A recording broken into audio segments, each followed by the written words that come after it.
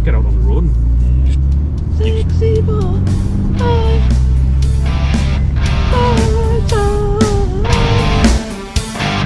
Hi everyone, welcome to another GTR Heritage Centre YouTube video. A few months ago, Dave did a R35 Gtr Buyer's Guide covering all the points to look at when you go to buy your car, some of the servicing costs, some of the little tricks of the trade to check when you go to buy your car. I want to build on that a little bit, go a little bit further into that and talk about the more high mileage older cars that are out there, particularly the CBAs, the 2009 to 2010 cars. Some of them now in excess of 100,000 miles and are starting to show some fairly different faults that maybe we haven't seen before because of the age and mileage of the cars. So this particular car is actually mine. Bought it a few months ago. It's got 98,000 miles on the clock, which is quite high for a GTR. Normally they're sub 50. This car cost less than £30,000. So what I want to talk about is, because you can buy one for under £30,000, should you really buy one for under £30,000? And the easy answer to that is yes, you should. You should go out and do it, but you do need to be careful. So I'm going to walk you around the car now, tell you a little bit about this car and some of the faults we've seen on this one and others like it. Okay, so on the front of the car, 100,000 miles on a GTR, this front end's very low and pointy. It's going to suffer really heavily from stone chips. You can see the splitter here, it's peppered with a lot of little chips in the lacquer. The bumper and the bonnet, you can't see any. Straight away I know this car's been resprayed. Not such a bad thing, but you need to check carefully that it's been done properly and to a high quality. Staying with the front end as well, back here you've got a pair of intercoolers made of aluminium. Now these corrode quite badly, particularly on the high mileage cars. Recently we've seen quite a few where the end tanks have separated from the intercooler and the owners were completely oblivious that they had a huge boost leak. So that's something that definitely needs to be checked and looked at. Just back there as well, we've also got an oil cooler. That again suffers from a lot of corrosion. Dave does cover this in his other video. So have a look at Dave's video, have a look at the points he goes through, because I don't want to cover them all twice. And I'll take you around this side and we'll have a look at the brakes. Everybody needs brakes. If you haven't got any, you end up in a cornfield like Mr. Wally. Brakes on these can be expensive, up over £2,000. Again, covered in Dave's video, please have a look at that one. What we didn't cover was the brake lines. Now, part of the service schedule on a CBA is the brake flexes need to be replaced. What isn't on the schedule is the hard lines. What I found with this car is the hard lines need to be replaced. The ones on the front, they're only small, they're only about 10 inches long, and they're quite reasonably cheap, but they do need to be replaced. So you've got to factor things like this in when you're looking to buy a higher mileage car. The doors on a CBA, these suffer from corrosion. Again, it tends to be the higher mileage cars with the stone chips where it develops. You get corrosion along the bottom of the door. Around here, there's an area that always seems to show a little bit of corrosion. It'll be visible by little tiny blisters in the paint. That'll only get worse, so if you look at a car and it's got them, factor in for that needing doing. Interior on an early CBA is a really nice place to be. There is a few little things you need to check.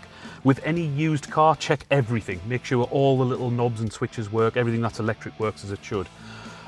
These displays are known to go faulty. Make sure that's all working, there's no funny colours being displayed. The rev counter as well, they're known to go faulty. It's not an expensive fix, it's about £200–300 and it can be done on a next day turnaround. Something you do need to check. If you've got the rev counter doing what it shouldn't be, it will cost you to get fixed.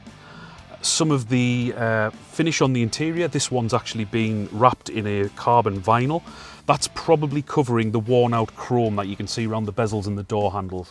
It does take a lot of wear and it starts showing through the white plastic underneath, as you can see there on the door panel where the switches are there. Again, it's starting to wear through a little bit. These are the sort of things you will see on a high mileage car. Okay, moving on to the back of the car, the gearbox. Everyone knows the gearbox in a CBA can be a little bit scary. What you've got to remember is now these cars are 12 years old. This one with 98,000 miles on. There's been a lot of work done on the gearbox and probably has been on most of them that are out there. Little bit of a story about mine. When I bought this car, it had no launchers on the computer recorded whatsoever. It now has 6. I've done all them myself down the drag strip. And now I have a bit of a naughty noise on the gearbox, evident in the odd gears, which is clutch B. The important thing to remember about breaking a gearbox on this is not necessarily the end of the world. We fix these all day, every day.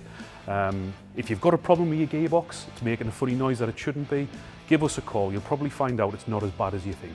Dave covered what to look for engine-wise. He showed about how to check for engine breathing, servicing timing chain rattles, that sort of thing. So I don't intend to go over all ground with that one. What I do want to show you under the bonnet is the VIN tags. They're on every panel on the car. See, they're on the bonnet, they're on the wing here, they're on the side of the door, the inside of the quarters, inside of the boot lid. Every panel on the car will have the VIN sticker and the repeat of the chassis number on there. If you look at a car and it doesn't have that sticker on every panel, then it's had replacement panels and you need to look at it much closer. So there's a few other little issues you need to know about if you're thinking about an early CBA, particularly a high mileage one. They have problems with the ABS pumps. They can go faulty and cause traction control issues. Again, that's not the end of the world. It's a day's turnaround on that repair. It's probably going to cost you around £800-900 total, including the labour to get that fixed. So not the end of the world, but all these little things we need to think about. That could go wrong, this could go wrong, all the things we've talked about in the video. So the burning question is, should you buy a high mileage GTR? Yes, you should, but you need to be careful. You need to make sure the service history is all there and correct and it's been looked after properly. Sometimes a high mileage car can actually be better quality than a low mileage one. We've seen some EBAs, DBAs and EBAs through the workshop that have been quite rusty underneath, that have needed a lot of work that's been missed on previous services. This is a high mileage car, but it's been well cared for. It needs very little apart from brake pipes and now some gearbox work, thanks to me. But yeah, go out and get yourself one. Give us a call before you do. Speak to me in person. My mind goes blank in front of a camera. There's probably all sorts of other things I could be telling you. Even get us to come out and do an inspection on the car you're thinking about buying. Doesn't matter where it is in the country, we can travel to you. Give us a call, have a chat, go out and get yourself a GTR. So thanks very much, John, for that very informative video. Now, the question is, should you buy a sub 30k GTR? The answer is yes, but not before you watch this video. Now, we've got some very exciting news today, yesterday. Our boss Dave, as you probably know from the last video, you know, has recently turned 65. Yeah. Are we still sacked? Yeah, I think we're still sacked, yeah. So anyway, he married his beautiful bride, Jan, yesterday. Wonderful wedding. He sent me some cheeky little photos and so on and so forth. We just want to congratulate them on their forever happiness, all their love and devotion to each other. So many congratulations to Jan and Dave. We also have some more very, very exciting news. I'm not going to tell you the full details yet, but we have a world exclusive. That's right, a YouTube world exclusive on a car that is the only one built outside of Japan to this specification. Keep watching our YouTube channel because it will be dropping, and it will be dropping soon. Okay, thanks for now. Bye-bye. Bye-bye. Up and down this spine, it's just a sexy boy. Sexy boy! I'm not your boy toy.